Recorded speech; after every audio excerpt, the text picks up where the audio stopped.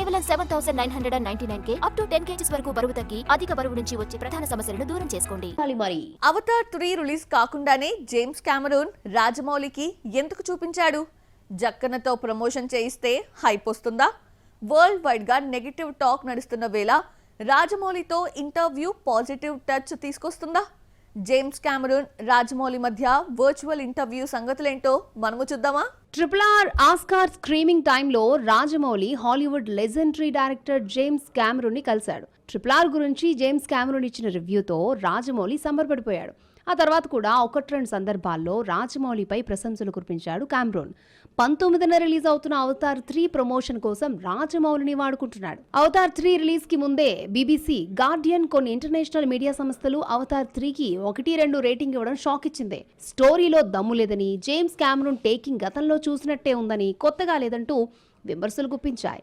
ఈ negativity reviews ప్రభావం Avatar 3 openings పై పడేటట్టే కనిపిస్తోంది. ఇదంతా అవతార్ 3 టీమ్ కు ఇబ్బందికరంగా మారింది. దీని నుంచి బయటపడడం పెద్ద సవాలే అని చెప్పొచ్చు. దీంతో జేమ్స్ కెమెరూన్ రాజమౌళికి ఉన్న క్రేజ్ ని ఉపయోగించుకున్నాడు. అవతార్ 3 ప్రమోషన్ లో భాగంగా జేమ్స్ కెమెరూన్ ఇండియా వచ్చినప్పుడు అవతార్ కి సంబంధించిన టీజర్ రిలీజ్ చేస్తారన్న వార్తలు అప్పట్లో వచ్చాయి. అయితే సీన్ రివర్స్ అయింది. కెమెరూనే అవతార్ 3 ప్రమోషన్స్ కి రాజమౌళి సాయం తీసుకున్నాడు. రిలీజ్ కి ముందే అవతార్ ఫైర్ అండ్ యాష్ ను రాజమౌళికి చూపించాడు.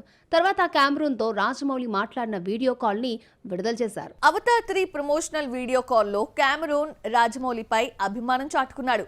వారణాసి షూటింగ్ స్టేటస్ గురించి అడిగి తెలుసుకున్నాడు.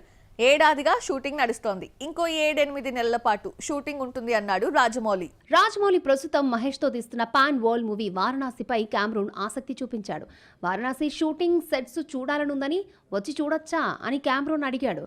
మీరొస్తే వారణాసి టీం మాత్రమే కాదు, సినిమా ఇండస్ట్రీ థ్రిల్ అవుతుందన్నాడు రాజమౌళి కెమెరూన్ మధ్య అవతార్ 3 ప్రమోషన్ సరదాగా సాగింది. వారణాసి షూట్ లో పులులతో ఏదైనా షూట్ ప్లాన్ చేస్తుంటే చెప్పమని సరదాగా నవ్వించాడు కెమెరూన్. సినిమా షూటింగ్ కి రావచ్చా అని అడగడం, సెకండ్ యూనిట్ కైనా కెమెరా పట్టుకుని కొన్ని సీన్స్ తీస్తారని దిగ్దర్శకుడు చెప్పడం విశేషం.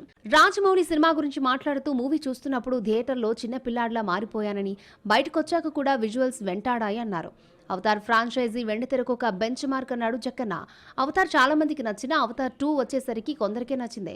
ఆ ఎఫెక్ట్ వసూలుపై పడుతుందని ట్రేడ్ వర్గాలు అంచనా వేసినా మంచి వసూలునే రాబట్టింది. ఇండియాలో ముఖ్యంగా తెలుగు రాష్ట్రాల్లో సూపర్ హిట్ కలెక్షన్స్ వచ్చాయి.